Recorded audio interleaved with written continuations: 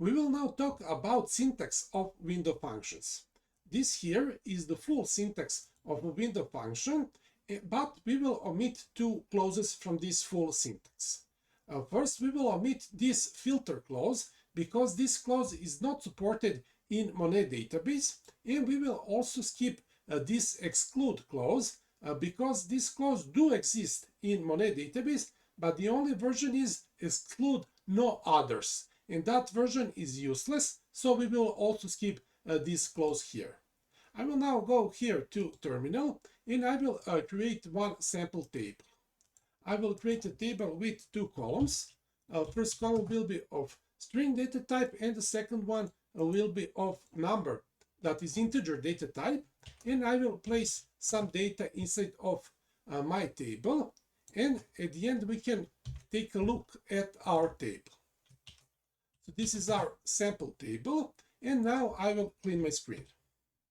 At this moment I will assume that you have already saw my video about window functions theory. So we will now just work with some examples. I will start with this simplest example. In this case, after over keyword, we have nothing. There is nothing inside of these parentheses, and that means that we will just calculate an aggregation of the whole number column. And the sum of the whole number column is 36. We will ignore null values. Now, beside using the whole table, we can partition it. So we can use partition by clause, and in that case we can take a look at this example. This time I will tell that I want to partition my table by the part column. Part column has two values, part 1 and part 2. So we will have two different aggregations. First aggregation will aggregate only values from partition 1 and number column. So the sum of these values here is 8. And then we will sum the values from the second partition from the number column, and the sum of these values is 28. I will now clean my screen. It is possible to use standalone order by clause in the window function. So we just have order by clause without frame definition, but we can notice that the values in a new column are changing. And this means that we do have some frame definition, and that is default frame. And this is definition of a default frame. Notice that we are using here ranges and not rows. And we should avoid this implicit syntax. We should always be explicit with our intentions. Now it is possible also to use the opposite construction. In that case, we would have a definition of a frame, but without order by clause. If I run this statement, in this case, our frames will be random. So they will be unpredictable.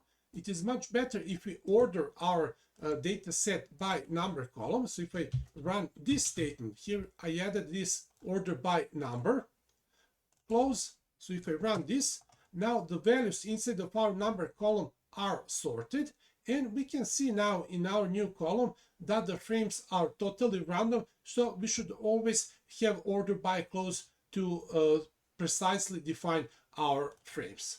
I will now clear my screen. In the last example, we could notice that we can have two order by clauses.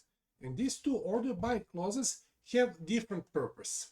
This order by clause is used to sort our data set in ascending order, but this order by clause here is only used for frame definition.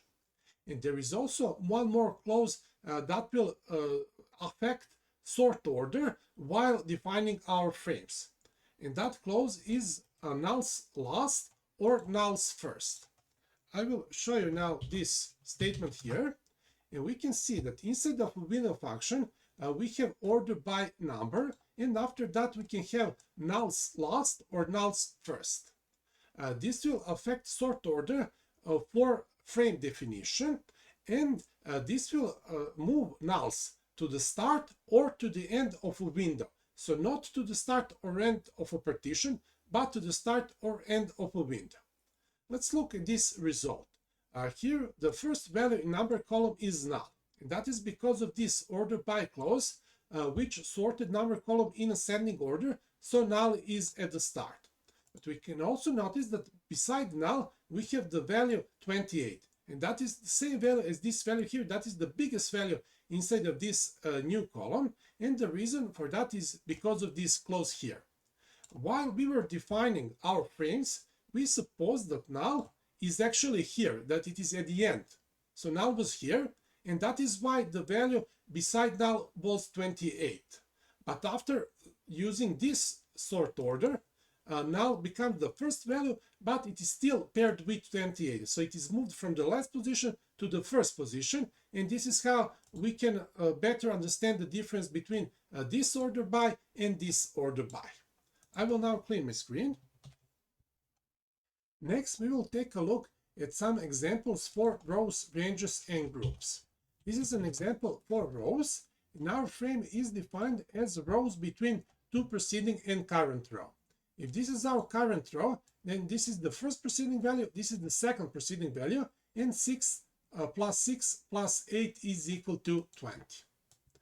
Next example is for ranges. In this case, our range is defined as a range between current row and 3 following. Let's assume that this is our current row. So our range has a lower limit of 6 and upper limit is 6 plus 3, that is 9. So the values of 6, 8, and 8 are belonging to our range. They are between 6 and 9, and total of these values is 28, and that is why we have 28 inside of this row. And the last example is for groups. In this case, our frame is made of all of the groups that are between one preceding and unbounded following. Now let's assume that this number 3 defines our current group. So we have one preceding, that is this group here, and we have unbounded following. So that means all the groups after. So we are looking at all of these values. So beside number 3 inside of this row, we should have a sum of all of these values, and that sum is 36. I will now clean my screen. If we have several window functions in our statement, then our statement will be really long, so it won't be easily readable. And the only workaround around this is if we have several window functions, but they are all using the same window. So we can then write our statement like this here. So we can create a window here, we can give it a name, and then we can reference that window by its name. So we can just say over and then the name of a window. So our window functions will be much shorter, and our statement will be much more readable. I will now clean my screen. We have saw earlier that in window functions we can have a default frame. And I will now show you two more examples of default frames. So we can use this short syntax. For example, we can say rows between unbounded preceding. Just that, rows between unbounded preceding. That is the same as full syntax, and full syntax would be rows between unbounded preceding and current row. And we can also say rows between x preceding or rows between x preceding and current row. It is similar for following. For example, we can say rows between unbounded following, which is the same as rows between current row and unbounded following, or we can use x following. This is also something that we should avoid. We should always avoid these short syntaxes, and we should use this full syntax. Now let's see an example of this short syntax. For example, if we have a statement like this one here, we are just saying rows one preceding and nothing else, just rows one preceding, and this will work. And this is the same as a full syntax, which will say that we are looking at rows between one preceding and current row, and the result would be the same. Now I just want you to know that this is not only valid for rows, this is also valid for ranges and for groups. I will now clean my screen. We will again jump to our web page, and we will go here below. We will now start with the premise that our table is grouped. So now we only have two rows, and window function will only see those two rows. But how will window function reference those two rows? Well, we can see that in this statement here. So this is a definition of a first column inside of this grouped table. This is definition of a second column. Now we will use this full definition to reference this column inside of window function. So we will say sum of count of number. So we will just repeat the full definition, and this is how we can combine grouping and window functions. I will now copy this statement. I will paste it here inside of terminal, and we will see how our window function will work with grouped values. And now I will again clear my screen.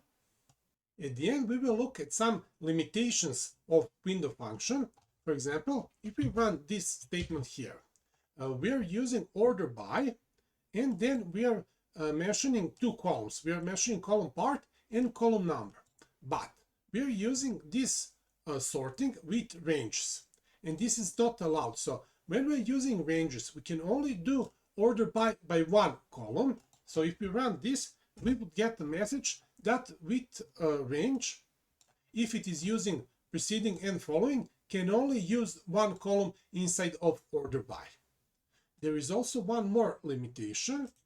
So I will first show you one statement, and inside of this statement I'm using distinct keyword, and this is not allowed inside of window functions. So when I run this, we would get an error.